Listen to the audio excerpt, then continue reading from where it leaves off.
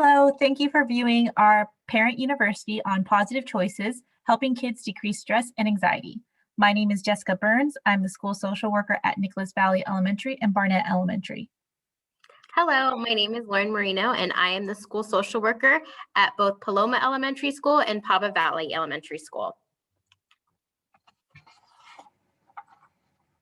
So before we dive into our presentation, we wanted to give our audience a brief overview of the main topics that we will be focusing on during our time together. We will be starting out with a video from our district's partner organization, CareSolace. We will then go into what anxiety and stress are and how it is defined on paper. Following that, we will look at another short video that highlights some of the most common signs and symptoms of anxiety and stress and how it manifests itself in our bodies. We will then talk about some proactive choices that both kids and parents can make in our daily lives that help in reducing stress and anxiety. In doing that, we will go over some common skills and practices and how important they are for assisting us in managing our stress and anxiety, along with some helpful resources that can be utilized in our path to managing stress and anxiety in a healthy way. In closing, we will provide appropriate contact information to answer any questions that you may have following our presentation. Here's a brief video from our partner organization, CareSolace.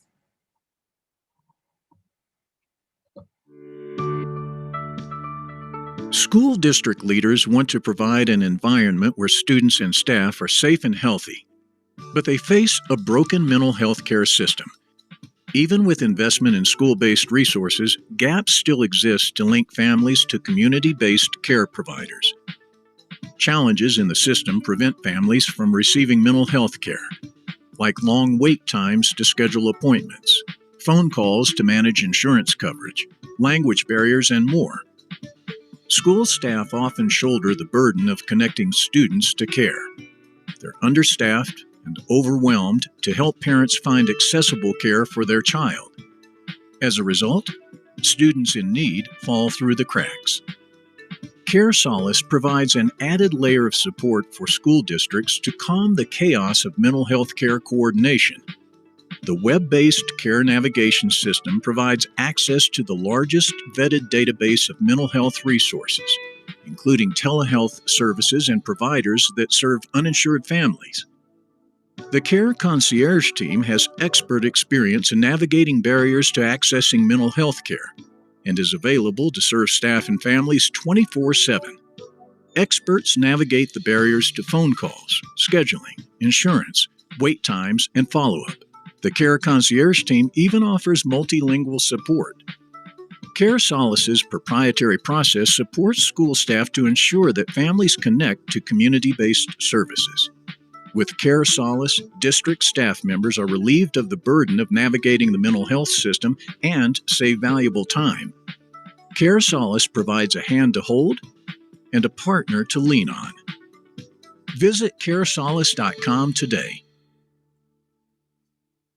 This is a free resource for all TVUSD families to use in order to be connected with a mental health provider.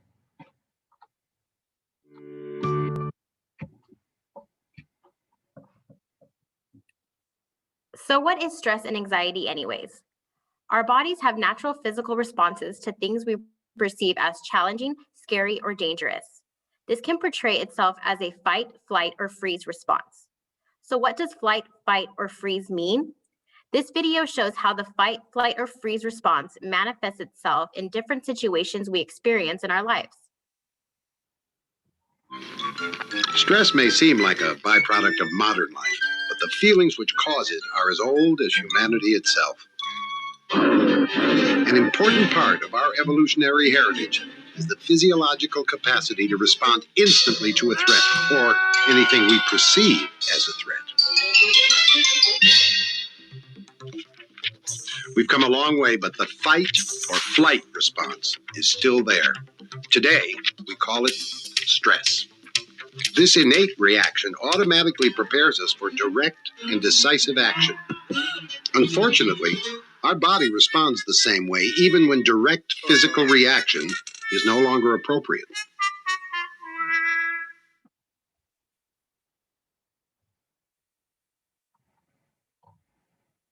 So how does stress and anxiety help us? When we say we are nervous or anxious about something, it is usually viewed as a negative. However, these emotions serve a purpose and can be beneficial. First, it alerts us to potential dangers. It also keeps us alert in order to respond quickly to keep us safe. It also motivates us. If we are nervous about an upcoming test or a game or a presentation, it'll motivate us to study or practice.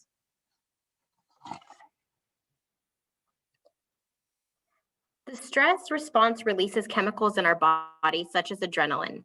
In normal circumstances, these chemicals and physical responses will subside shortly after the threat is gone. However, for some people, the body will remain in an elevated state, and this leads to that anxiety and stress that is going to start impacting our everyday life. Looking further into the future, being in the constant elevated state can also lead to chronic health issues later down the road. Anxiety in the brain. Like Miss Lauren mentioned, feeling anxious floods our central nervous system with adrenaline and cortisol to prepare you for a perceived danger or threat. Their role is to help you cope with danger. In order to do that, they sharpen your senses and make your reflexes faster. In a non-anxious brain, when the danger is gone, your sympathetic part of your nervous system takes over and calms you down. But when you suffer from anxiety, you may not be able to reach that sense of calm. Instead, the rush of stress hormones cause your brain to release even more stress hormones until you're simply overwhelmed. When excess amounts of stress hormones flood the brain over and over again, your baseline level of anxiety may increase. You might go from having mild anxiety, which most of us experience on a day to day basis, to moderate anxiety. Moderate anxiety is slightly more severe and overwhelming and makes you feel nervous and agitated on a regular basis. If your brain continues to be overly sensitive to anxiety, your baseline anxiety level might become so severe that you're unable to continue thinking rationally.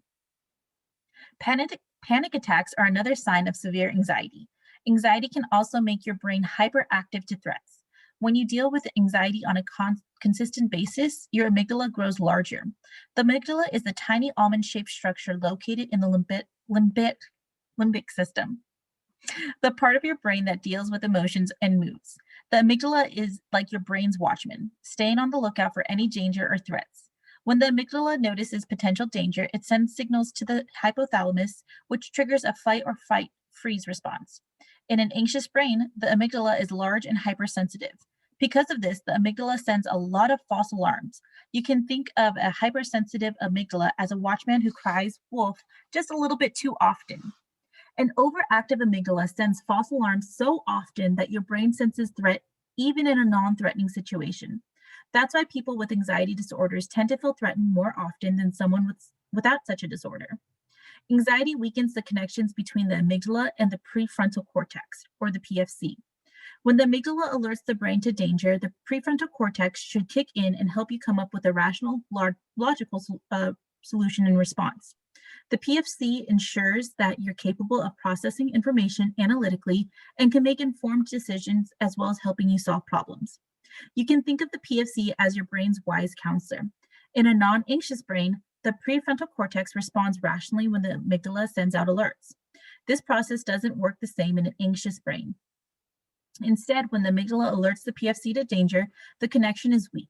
Thus, the rational problem solving part of the brain isn't heard, which can lead to irrational thoughts and erratic behavior. When you're anxious, your body is under a lot of stress. Stress shrinks the hippocampus, the part of the brain that processes long-term and contextual memory. When the hippocampus shrinks, it may become more difficult for your brain to hold on to memories. But here's the tricky part. Anxiety tricks the hippocampus into thinking memories related to anxiety are safe and to store and to remember them. So, the few memories you do hold on to will be those related to anxiety. In other words, anxiety wires your brain to remember failure, threat, and danger. Happier memories, like those of success and achievement and safety, are buried deep, deep, deep into your brain's basement.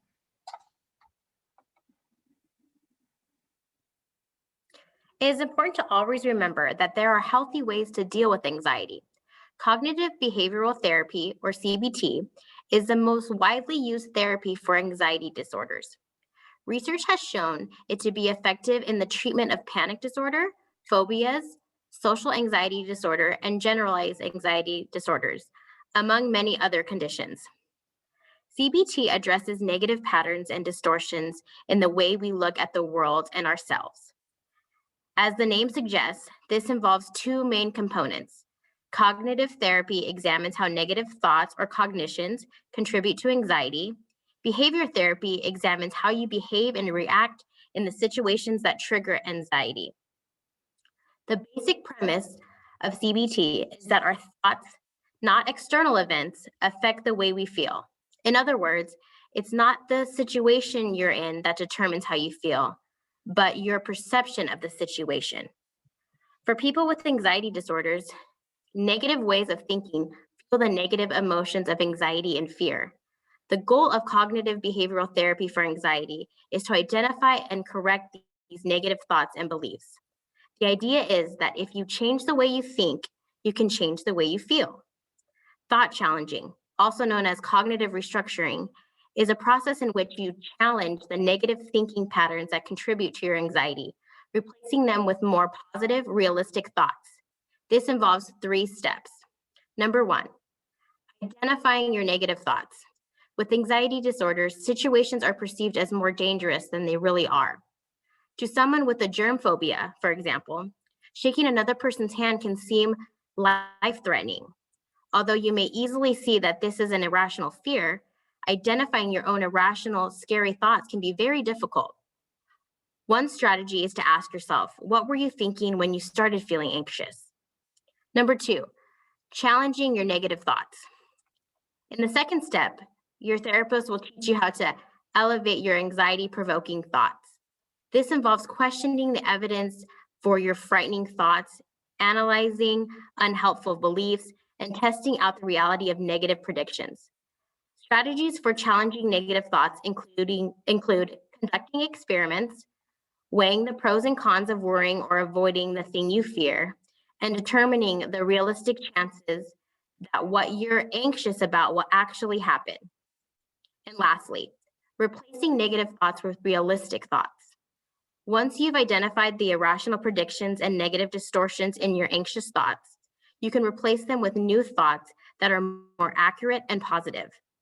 Your therapist may also help you come up with realistic, calming statements you can say to yourself when you're facing or anticipating a situation that normally sends your anxiety levels soaring. CBT also includes recognizing when you're anxious, practicing coping skills, and confronting your fears, whether they are imagined or real. What in the world do kids have to worry about today? Well, effects of social media are huge, as well as academic pressures are stronger than ever before. Social media creates a perceived support, and the need to have a large pool of support is there. There are big feelings involved of being accepted. In the olden days, back when dinosaurs roamed the earth, it was imperative to our survival to find a pack that would support us. In order to be a part of that pack, we had to fit in. Well, the environment evolved faster than our instincts, and we still feel that need to fit in. But social media connects us to all over the world rather than the small community we live in. So we're trying to fit into the norm that isn't possible, which creates this huge sense of anxiety. Then there is a pressure to start thinking about college, and that has started at the elementary level. What once was considered adequate to get into a college is no longer cutting it, and getting in is harder and harder to get accepted into a 4-year university.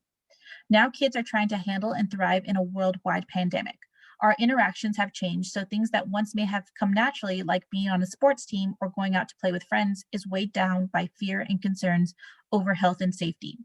Wanting to stay socially distanced can be perceived as rejection. Then add masks into the mix, and it creates difficulty in reading social cues, like smiles or frowns. Children are prone to reading the emotions of the adults around them, and that can turn into catching those feelings from adults.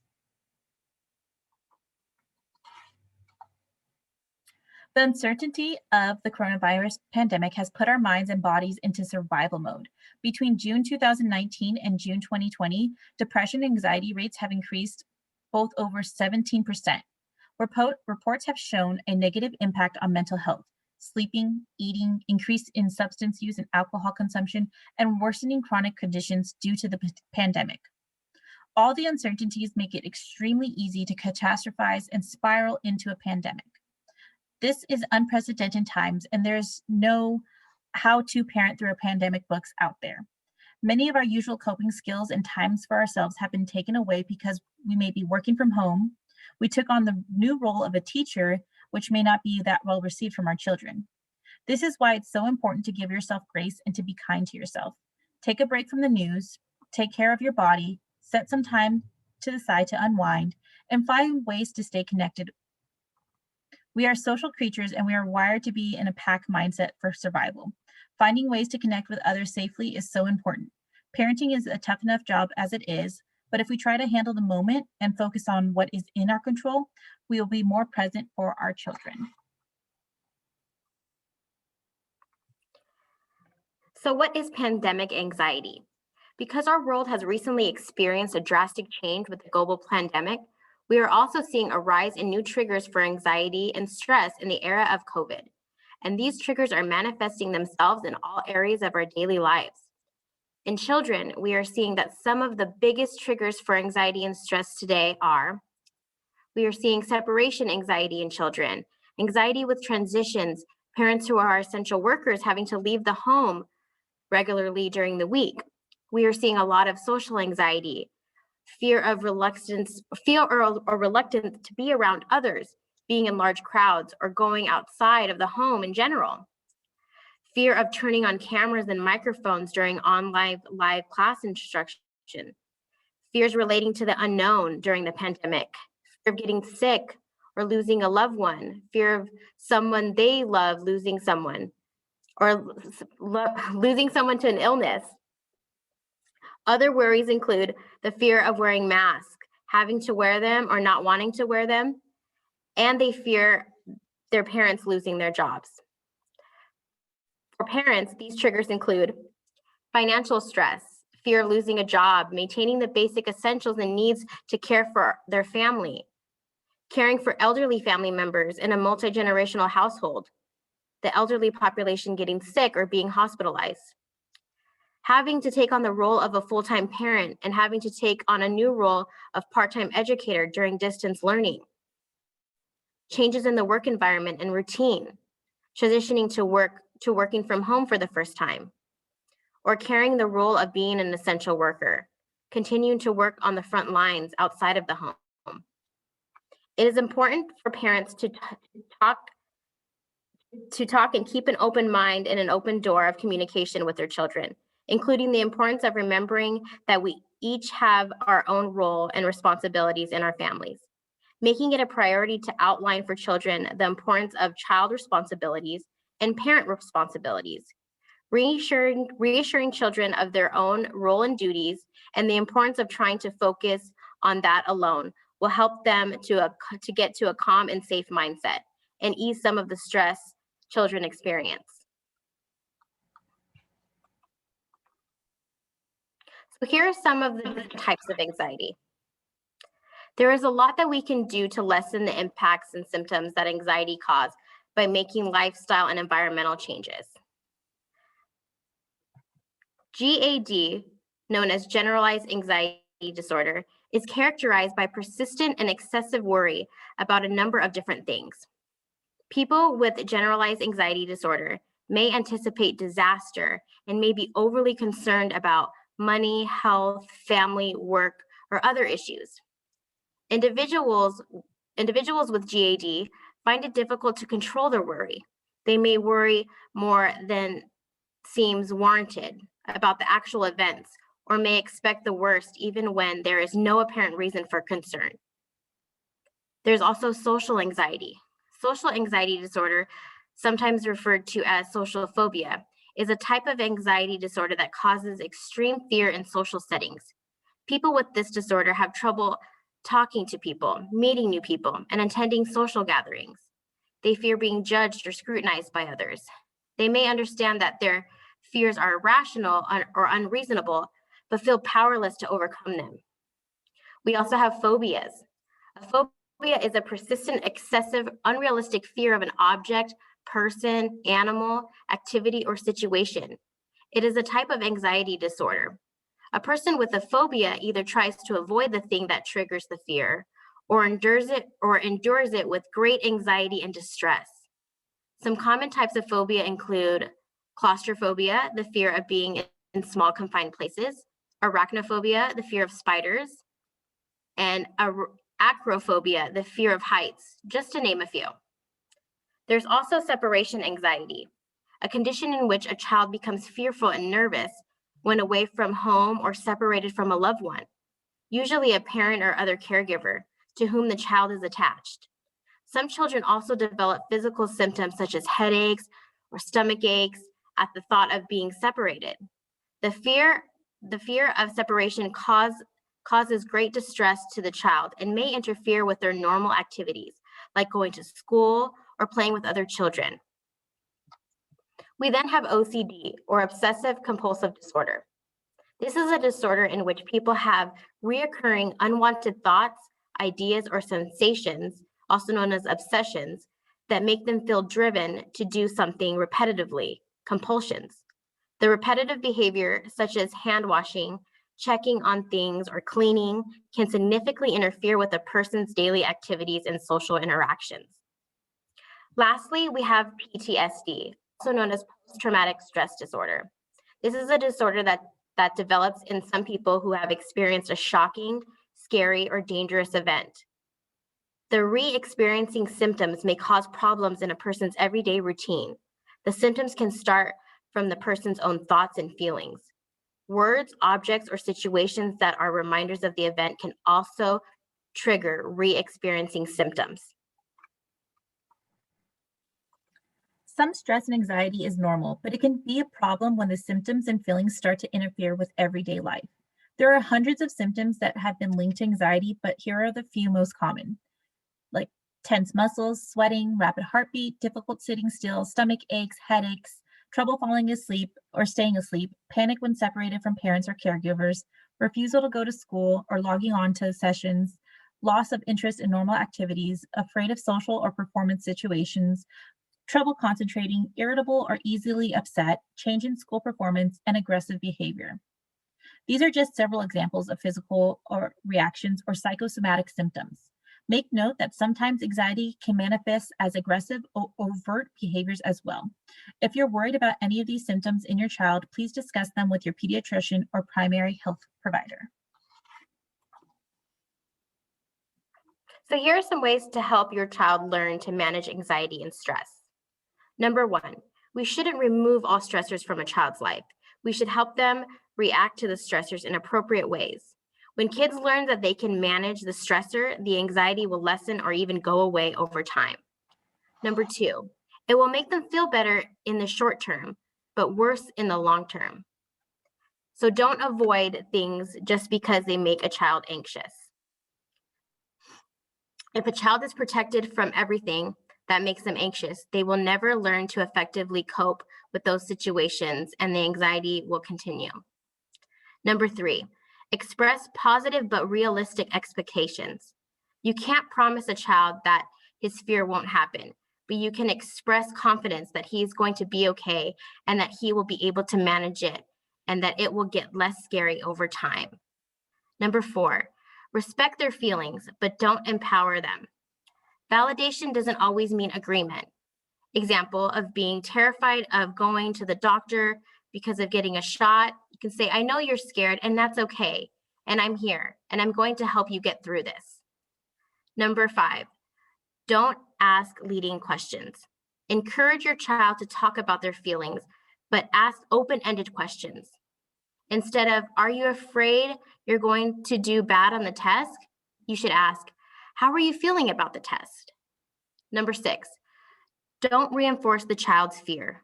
Sometimes we can protect our own fears. We can project our own fears onto our children. Number seven, encourage your child to tolerate their anxiety.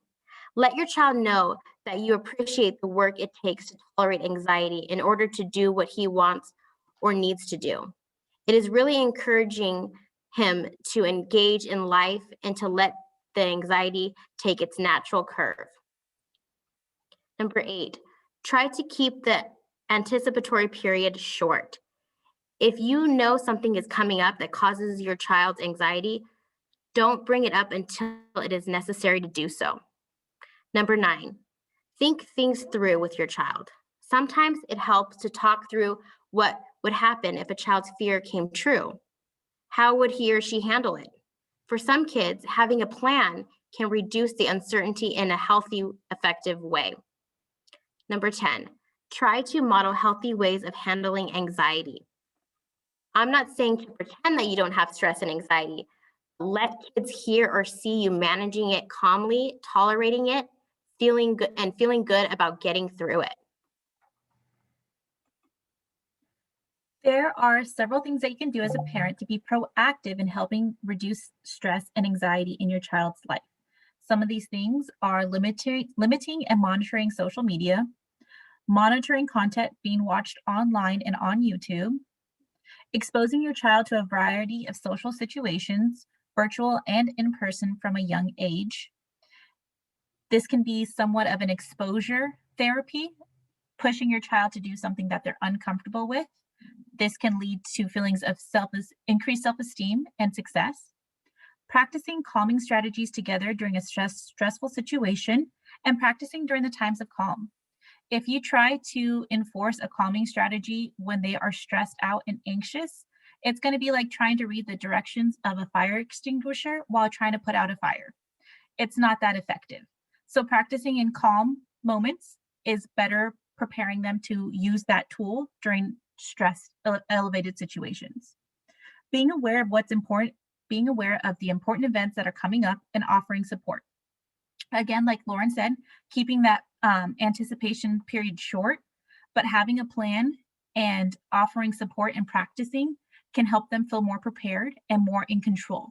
So it's lessening their anxiety because they're in the driver's seat and in control of the situation. Helping your child eat healthy and get plenty of rest at night. So setting up routines so the child knows what to expect. We eat dinner at this time, we go to bed at this time. So they can anticipate that and lessen the anxiety. And making sure your child gets time in their daily life to be physically active. Right now, we're in a situation where we're sitting at our computer more often than we would have. And making sure that they get that time to spend outside and getting active, it's going to help them lessen that anxiety. And remember to monitor and show what you want them to be doing. Children are more likely to do as they see than do as they're told. Right now, they're in the golden decade. And so those neurons are connecting fastly, and they're going to see what you're doing and mirror it in themselves.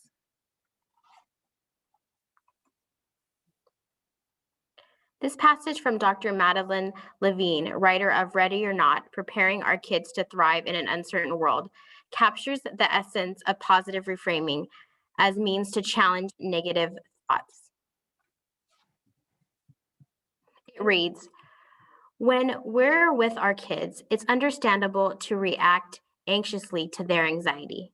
Understandable, but not beneficial. Kids worry about a lot of things. Will I have someone to eat lunch with? Will Kara still be my friend today? Will Clayton text me back? Will I be picked for the team? These concerns reflect normal phases of social development and aren't cause for alarm. To keep the atmosphere calm for our children and ourselves, we can reframe anxiety-provoking situations as opportunities. I might not get picked for the team. I know you really like to get picked for the team, but if you don't, it will give you more time. What would you like to use it for? Or, I know you'll feel bad if you don't get picked. You can handle it. Those words, you may feel bad, but you can handle it, signal not only our faith in our child's abilities, but also that we can handle it if they feel bad. Now that we've gone a little bit too much into detail about anxiety in our brains and our bodies, let's look at some tools that you can practice at home with your child and with yourself. The best way to assure, again, that these skills can be used times of anxious thinking is to practice them when you are calm and when your child's calm. One of my favorite techniques to go to is our deep mindful breathing. This is one of the basic techniques that are used in other mindfulness practices. It's focusing on the breath in and each breath out. We're not thinking about the future and things that we cannot control. which produces anxiety thoughts. And we're not thinking about the past and things that we can't change, which brings up depressive feelings. So focusing on the present, and it's called the present because it is a gift. And those first thing that we do is focus on our breath and bring us back into the moment. So different types of breathing that you can do with your child are your lazy 8 breathing, tracing the infinity symbol, triangle breathing, star breathing, or square breathing.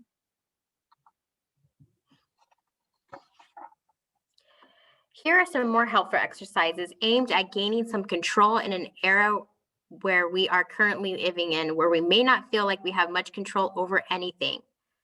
The first activity is the 5, 4, 3, 2, 1 grounding exercise. This can be done on paper or mentally in your head.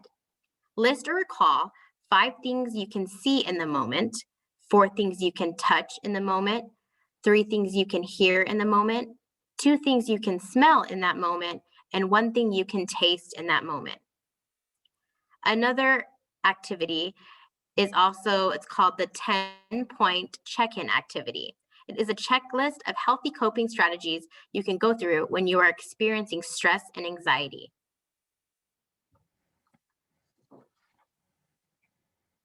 Here is another helpful video teaching us how to balance breathing. Let's check it out. Practice is called the balance breath. It helps to calm and center the mind, release stress, and helps bring the mind and body back in balance. This is a great practice to do in the morning to get your energy back. In balance breath, you breathe in and out of different nostrils and use your thumb and index finger to do this. Sit straight on the edge of the seat, feet firmly rooted, and close your eyes. Bring your right thumb to your right nostril and plug your right nostril. Inhale deeply through your left nostril. Plug both nostrils with the index finger and thumb. Release your right thumb and exhale all the way out of your right nostril. Take a deep inhale through your right nostril. Plug both nostrils with your index finger and thumb. Release your index finger and exhale that breath all the way out of your left nostril. Keep repeating this for a count of 10 breaths. Once you are done, bring your hands to your lap and take 3 relaxed breaths. Check how your mind and body feels. Whenever you are done with this internal assessment, you can slowly open your eyes.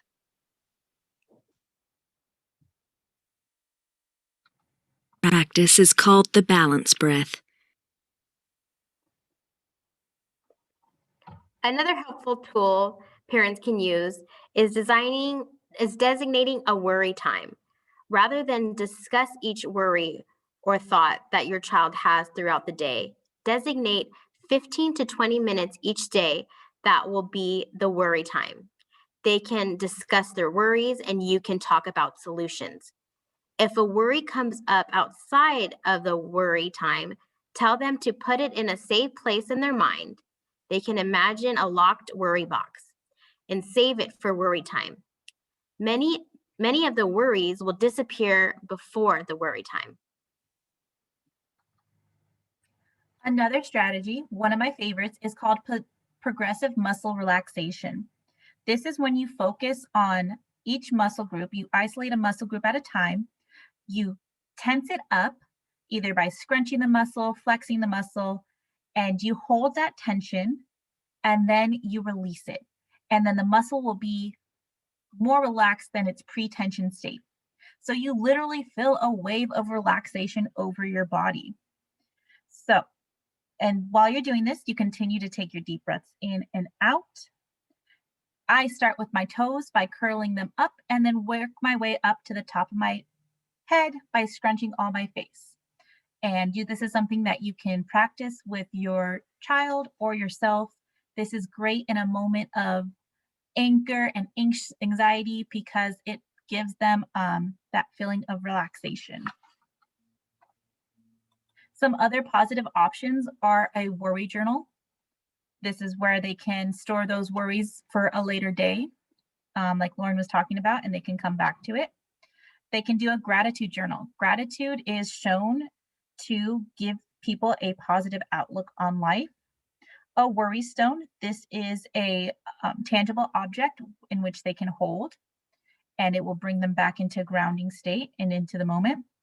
Positive self-statements and affirmations, again, bringing that positivity back into them.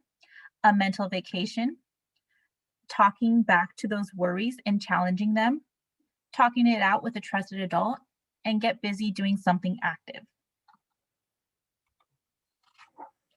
Here are some more helpful books that help manage stress and anxiety. First, we have Opposite of Worry. We then have The Whole Brain Child. Our next book is A Kid's Guide to Coronavirus. We then have The Wimberly Worried. We then have The Worried Child. And lastly, we have Coping Skills for Kids Workbook. If you would like to visit some websites for more resources, you can visit our caresolace.com/TVUSD families.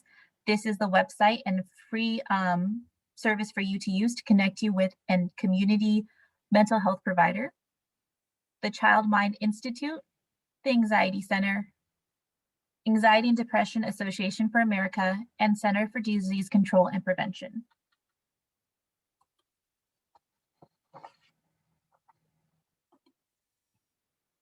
We then have our CareSolace team. CareSolace is a navigation and coordination system that makes it simple and easy for students to get the right help in seconds. You can access CareSolace at caresolace.com/TVUSD families. If you would like help navigating through resources, please contact the counselor or social worker at your child's school, and they would be happy to initiate a warm handoff to a CareSolace representative who can help connect you to the right resource. How the schools can help. All of our schools have at least one counselor or social worker. If you have concerns or questions about your child's stress or anxiety level, you can reach out to the school and they could connect you with that person. The counselor or social worker can help determine if a student would be a good fit for anxiety or confidence building group at school, or can refer you to an outside resource that might be helpful. During online learning, you do have access to the school counselor or school social worker in order to initiate that conversation. And the sessions would be either individual or in a group online.